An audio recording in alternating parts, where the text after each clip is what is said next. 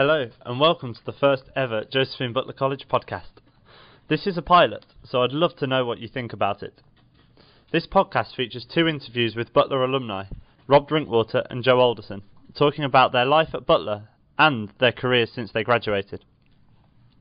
Our first interview is with Rob, who talks about his career so far in sport development and shares some words of wisdom with current Butler students about life at and beyond university. Rob was speaking at the February 2012 Butler Alumni Reunion in Durham. I'm sat here now with Rob Drinkwater, graduated from Butler in 2009 and was then JCL President 2009 to 2010. So Rob, looking back now, what was your experience like at Butler? Well, obviously, Andy, when we first came in 2006, it was an empty shell of a college. It was the first year any students had been at Butler. So things were very different from how students see them nowadays. It was exciting. It was nice to be part of something new. There was obviously just 1 year of students in there and a couple of transferees who came to shape the college. And it was, as I said, an exciting time to be part of the college. And it's just amazing to see the transformation over such a short space of time. And to have been part of that is fantastic. What advice do you have for current Butler students?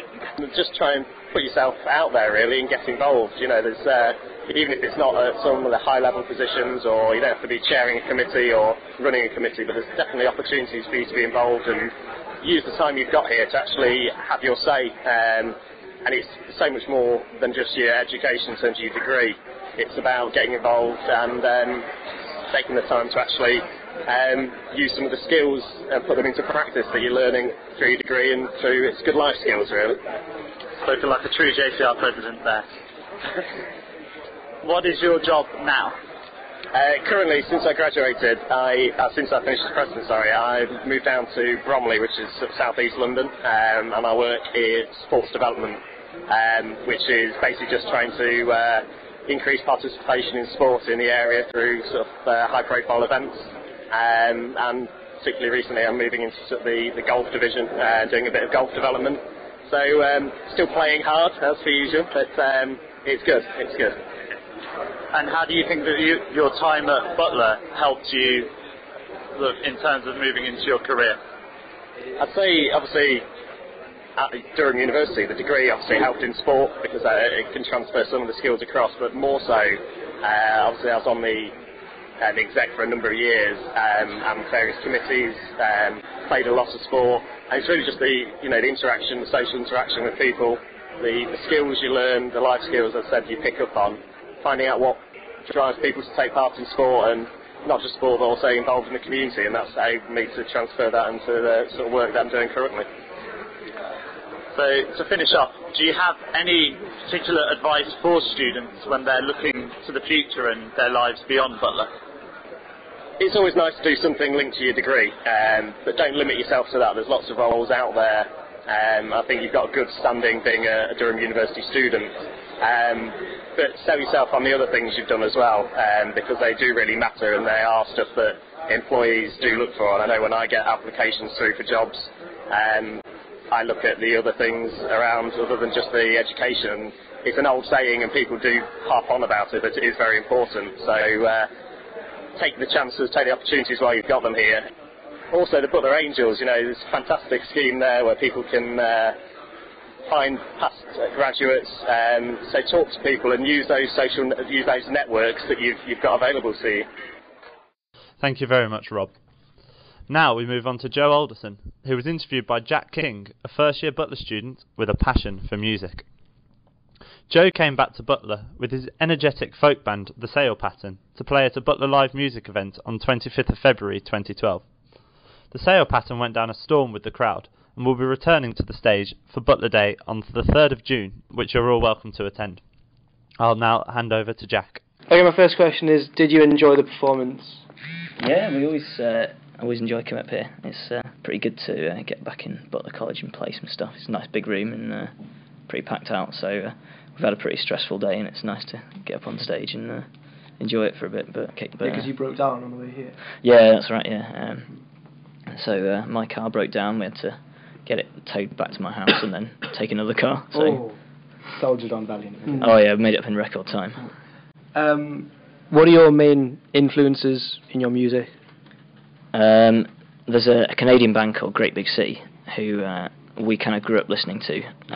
They're really, really cool, and like they'll do the kind of upbeat folk music that I don't know. Our stuff's kind of like that.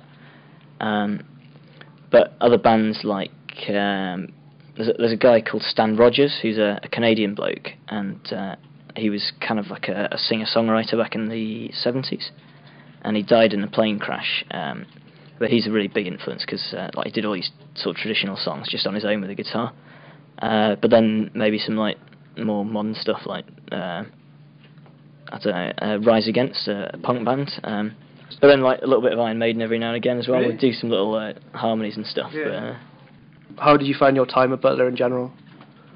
I loved it, to be honest. I didn't know what I was really looking for when I applied to Durham, so I just put in a random application, sort of open one, and didn't really look up any of the colleges. And I suppose I ended up here because it was brand new the year I started. So what I liked about it was that it was just a blank canvas and you could do all sorts of stuff, and it wasn't too established, so you could kind of give it an identity. And that's probably what I like the most about Butler. I mean, you know, it's a pretty good atmosphere and it's grown really well over like the past 5 years. So yeah, definitely enjoyed my time. That's really good. How do you think your skills that you've sort of developed and learned at Butler sort of helped you in the future, helped you sort of in your career? Well, I did loads of graphic design when I was here. So I designed all the stash and loads and loads of the posters for the time when I was here. And now in the job that I do, my day job, I am a technical marketing engineer at a company called Farnell. So I do a load of their kind of diagrams and graphics and illustrations and stuff like that, and that all comes from all the time I spent here. So that definitely had a big influence. I mean, like my engineering degree was probably useful as well, but you know, probably not so much as the experiences I had here. So yeah, well, thank you very much. No worries. Thank you. Cheers, man.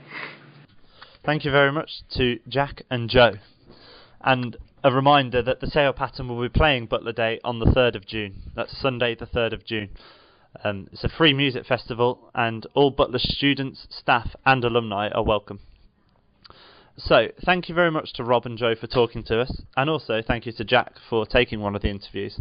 I hope that you have enjoyed this pilot podcast. If you have any thoughts for the podcast or would like to contribute something to one in the future, please get in touch. You can do so through the Butler Alumni blog at butleralumni.wordpress.com. Thank you very much for listening.